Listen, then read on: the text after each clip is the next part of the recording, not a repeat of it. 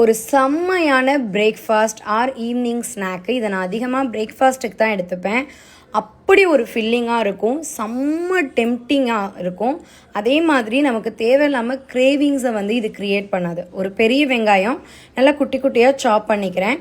காலையிலேயே, அதாவது முதல் நாள் காலையிலேயே பச்சை பயிரை ஊற வச்சு நைட்டு ஒரு 7-8 மணி போல் ஃபில்டர் பண்ணி அதை காலையில் பார்த்தா நல்லா முளை கட்டிடும். ஸோ முளை கட்டின பச்சை பயிரை ராவாகவே எடுத்துக்கிறேன், பாயில் பண்ணல.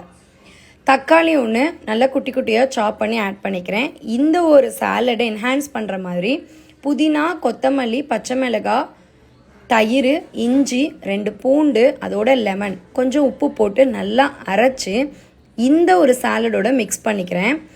உப்பு கரெக்டாக இருக்கான்னு பார்த்துக்கிறேன். ஃபைனலாக கொஞ்சம் லைட்டாக பெப்பரை ஆட் பண்ணி இந்த ஒரு சாலடை நான் பிரேக்ஃபாஸ்ட்டுக்கு எடுத்துப்பேன், ஈவினிங் ஸ்நாக்காக எடுத்துப்பேன்.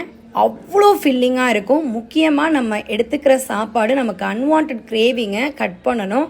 இந்த ஃபுட் உண்மையாகவே அவ்வளோ ஹெல்த்து, அவ்வளோ ப்ரோட்டீன், அவ்வளோ ஃபில்லிங், ரொம்ப ரொம்ப அதிக நியூட்ரிஷன். ஸோ ராவாக எடுக்கும்போது அவசியம் ட்ரை பண்ணி பாருங்கள். தேங்க்யூ.